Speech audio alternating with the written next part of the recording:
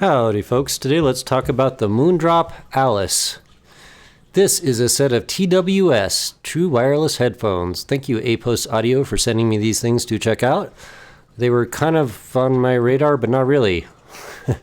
And here are some Skittles for a size comparison. Some of my favorite candies. Also, I have to go pee, so this is going to be a fast review. All right, so let's go.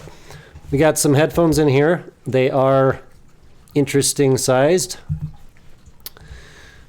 They look like this, and they fit me very well, good. We'll just say good. But they look really dumb because they kind of like, you know, they hang out your ears forward, kind of like Apple AirPods, but they're thicker and chonkier and all that sort of stuff. They have touch controls on here. I haven't quite figured out all of that, but I know they can play and pause, something like that. I'll work that out. And there's probably instructions somewhere. I haven't looked at them yet. They got the little carrying case here. This carrying case is, of course, they are wireless chargeable, although I didn't plug it in, as you can see, but they do that. They have a USB-C connector in the back for the charging case. Cool enough. These things are, as far as I can tell, APT-X, non-HD, and AAC. Maybe SBC as well. I didn't try that yet, but those are the codecs that we can use these for. Boards look like so. Little front vent there. And the application for these things has, let me see if I can find it. So that's called Moondrop Link. And let's see here. Select device.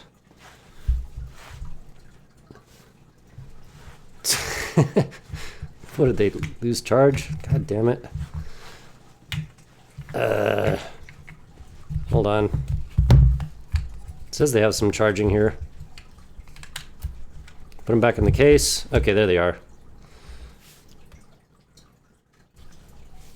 Thought I already paired them. What the hell? Okay. All right, so we have I think these are firmware updates for it. Okay. Then we have tuning configuration. Hey, wake up. Oh, okay, I guess I gotta play something. Hang on.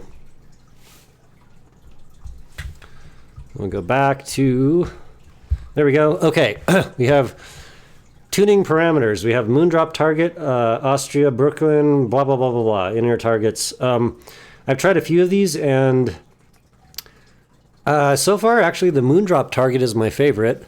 The staging on the Moondrop target seems a little bit better than the other ones. So I was able to, in fact, do this kind of thing. I'll just show people this.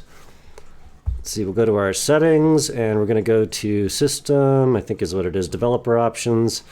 And then we go down to Bluetooth Jazz. Where is that? Oh, God. Hang on, sorry. Bluetooth Jazz.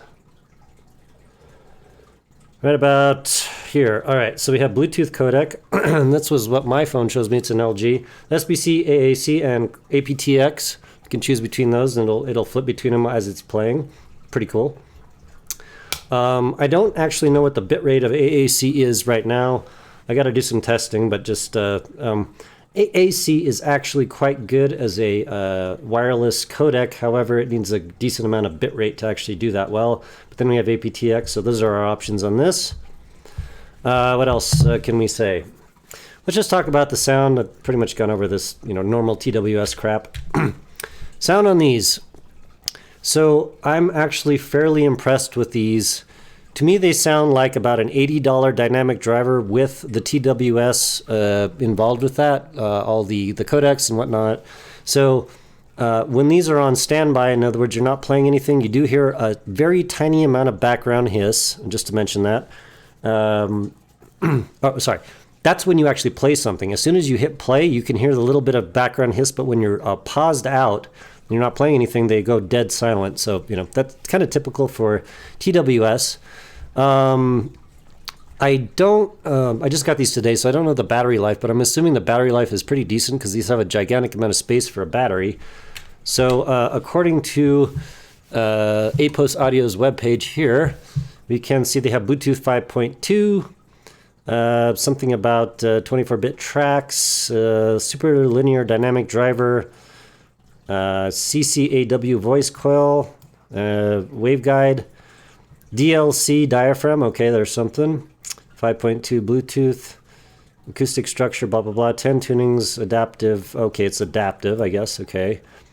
So I don't know how adaptive works exactly, but it's not HD anyways. We'll just say that. So I actually tried calling someone, and they said my call sounded like crap. They couldn't hear anything. It was very, very mushy. I'm going to play with that a little bit, but I don't expect to have to deal with things when I'm making phone calls, so that may be a fail on these. And they do not have a pass-through mode or like noise canceling that I've seen. Maybe in here somewhere, but I haven't actually noticed it. Let's see, VDFS, that's probably the Moondrop response. And what else is there? 15 meters, Bluetooth, kind of standard stuff. Battery life, 8 to 40 hours. And I kind of believe that based on the size of these chonkers. Chonkers, man. So, sound on these things. Sounds like a very, very good $80 dynamic driver, maybe like $100. I would say that the staging on these, the Moondrop tuning is a little better than the others. However, on my ratings chart, if I said, staging from, I don't know, 1 to 10, I'm going to rate the stage on these at about a 6.5 to a 7, which is, it's a little low. We'll say that the mids on these are about, we'll say a 7.5 to an 8. Treble is going to be about a, we'll call it an 8. Treble on these I found to be, if you have a sparkly track, they sparkle. They don't have pushed treble as far as I can tell, and I don't have a graph in front of me. I'll pull that up in my next review for these, but I just wanted to kind of go over them. I'm fairly impressed with them overall. I wish that the staging was a bit wider and deeper, but overall they do sound very, very good, and they're better than a hell of a lot of dynamic drivers just out of the box with the VDSF Moondrop tuning. So I do find these very interesting. It says ultra long battery life over here, right about here, and I kind of believe that based on the size of these guys. They're huge. So wireless charging, yep. Let's see. It says it's the super linear dynamic driver used in the KATO. Interesting. Okay, all right. Hadn't actually looked at that.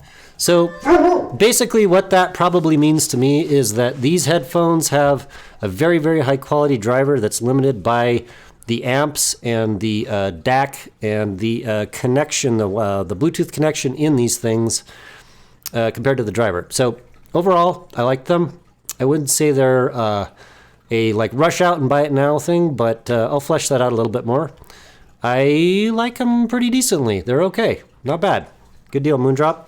Talk to you pretty soon.